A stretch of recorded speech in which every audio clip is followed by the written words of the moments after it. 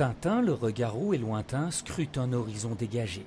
Une image minutieusement choisie pour arpenter les rues de la capitale sur un tram de la STIB, une image tout en symbolique. Tintin est bruxellois dans l'âme, et qui n'a pas lu Tintin aussi, c'est important qu'ensemble on participe notamment aussi à la valorisation de la ville, à la valorisation de la région.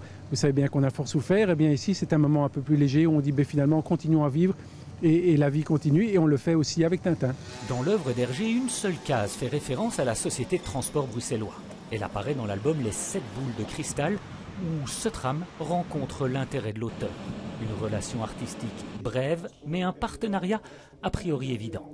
Au départ, Tintin est belge, il vit à Bruxelles, et au fil des aventures, cette identité belge et bruxelloise va s'estomper pour rendre justement un Tintin plus universel, plus accessible pour tout le monde, où qu'il vive.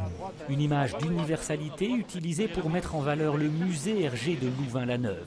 Car le repère bien gardé de notre reporter international se sent actuellement un peu isolé et cherche son second souffle. Le musée souffre d'un manque de mise en valeur et un manque de reconnaissance aussi, même de la part du public belge. Et je pense que par ce tram qui va circuler dans les rues de Bruxelles, on va réattirer l'attention des Bruxellois, des Belges et des touristes. En marge du tram, la STIB a également édité sa première collection collector de cartes Mobib. 5 cartes basiques avec 5 personnages célèbres des aventures de Tintin. 100 000 exemplaires vont être mis en vente à partir du 25 juillet.